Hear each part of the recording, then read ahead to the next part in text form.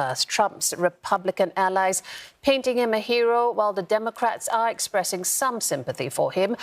How will the incident affect Mr. Trump's ongoing presidential campaign? Well, Jill, I think it's something of an unknown, but there is a possibility that this could have a huge benefit to Donald Trump's election campaign.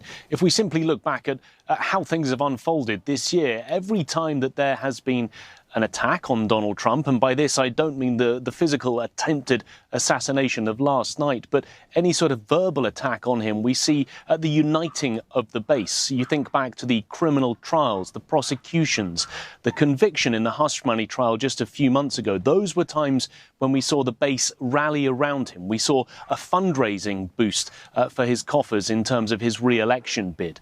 He may also get some sympathy from undecided voters out there who were perhaps on the fence as to whether or not to vote for Donald Trump in November's election. But certainly what it will also do, especially in the short term, is blunt the Democrats' ability to attack him. Remember, throughout, they have painted him as an existential threat to democracy. This attempted assassination means that that will freeze any sort of rhetoric of that kind from the Democratic Party, especially bearing in mind that there are Republicans out there who are saying that this is the Democrats' fault. We heard from J.D. Vance, a possible vice presidential pick for Trump, saying last night that the Democrat rhetoric had led directly to President Trump's attempted assassination.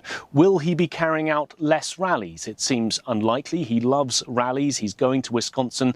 He confirmed that again on Truth Social just about 15 minutes ago. But turning it on its head, it might also benefit Joe Biden, because suddenly the focus is off him and his age and the problems for his re-election bid. The focus very much now on Donald Trump. You know, the Oversight Committee already summoning the U.S. Secret Service Director to testify at a hearing next week. What's the latest in what we're being told is going to be a very long investigation?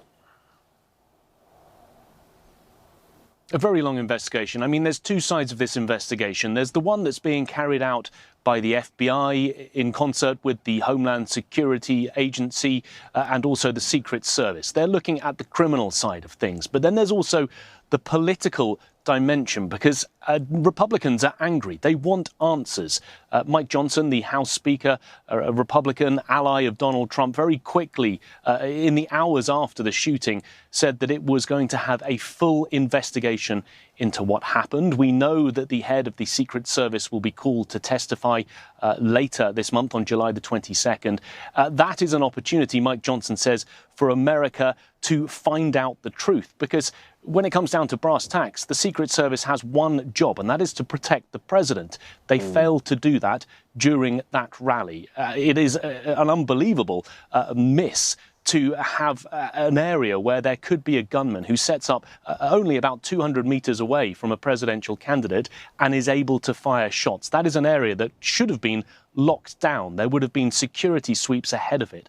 So huge questions as to how someone was able to get in there with a gun, how they were able to attempt an assassination on the president. But that political dimension is going to run and run, but certainly Republicans absolutely wanting to find out where those failures were. All right, appreciate that update, Nick Harper, live for us in Washington, D.C.